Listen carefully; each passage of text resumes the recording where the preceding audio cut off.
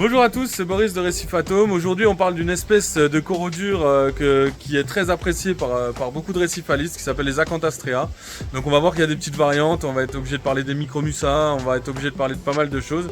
Et surtout, on va expliquer les techniques de maintenance, les choses assez simples pour réussir à les maintenir dans de bonnes conditions et qu'ils aient une bonne croissance et une bonne couleur.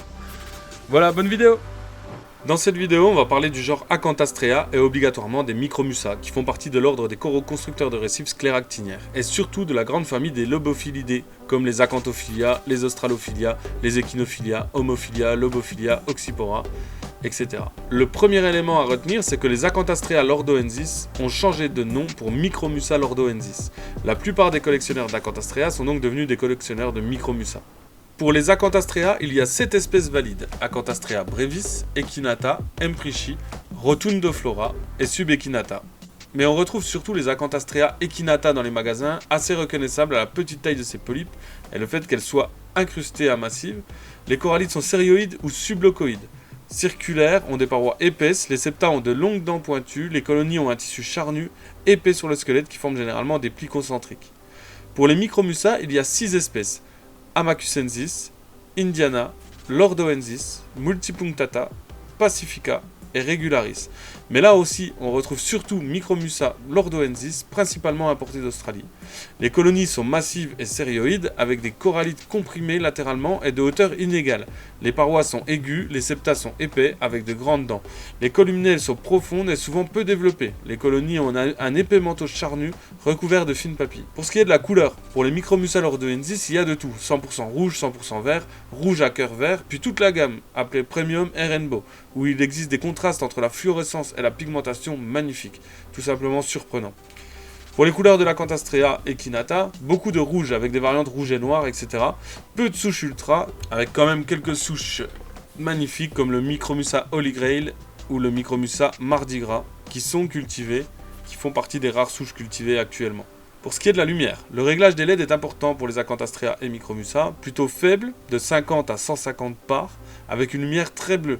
Nous vous conseillons de les placer en bas de l'aquarium et de les remonter petit à petit, ou alors de demander à votre éleveur ou à votre importateur les conditions d'éclairage idéales dans leur système. Pour ce qui est du brassage, le brassage doit être moyen à faible, indirect et obligatoirement créé avec des pompes à large flux, si possible en mouvement aléatoire. Un système de coupage total du courant doit être envisagé pour un bon nourrissage. Pour la qualité d'eau, les nitrates on conseille un optimal de 2 à 10 mg par litre. Pour les phosphates, on reste sur un optimal de 0,02 à 0,08 mg par litre.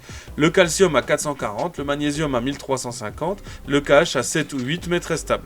Pour le nourrissage n'est pas obligatoirement réalisé en target feeding, c'est-à-dire un par un en coupant le brassage, mais cela augmentera le taux de croissance.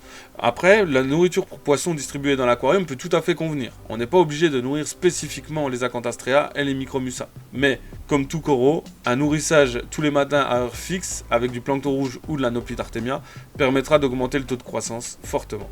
Si vous désirez de réaliser du target feeding, donc un nourrissage en coupant le brassage, pensez bien à nourrir vos poissons en même temps. De cette manière, les coraux ont vraiment le temps de prendre les proies et de les ramener jusqu'à leur bouche sans être embêtés par les poissons et les crevettes qui seraient omnibulés par la nourriture qui est distribuée dans leur tissu. Information importante, les Acanthastraea et les Micromussa ne sont pas très dangereux pour leurs voisins. Par contre, ils peuvent facilement subir les agressions de leurs voisins. Veillez à laisser un espace adapté autour d'eux. Il n'y a pas de souci pour coller les coraux de la même espèce mais de couleurs différentes ensemble. Un Micromussa lordoensis rouge avec un Micromussa lordoensis vert cohabitent très bien et vont venir l'un contre l'autre. Nous fixons nos coraux sur des plots et des flotteurs pour un bon transport. Vous pouvez couper la tige en dessous du plot pour mieux recoller le plot sur vos pierres et ainsi avoir un décor plus harmonieux. Les Acanthastraea étant des animaux incrustants, ils vont recouvrir très rapidement le plot et prendre les pierres vivantes qui seront juste en dessous. Pour conclure, je dirais que la maintenance est assez simple à condition d'éclairer assez faiblement, d'avoir un bon équilibre bactérien, un bon biofilm dans l'aquarium, un brassage faible à moyen et qu'il n'y ait pas de prédateurs comme des poissons-anges, crevettes trop oppressantes bien sûr. Leur couleur étant très prononcée en zone sombre, les acanthes et Micromussa sont des coraux qui peuvent convenir à tout le monde en bas de l'aquarium.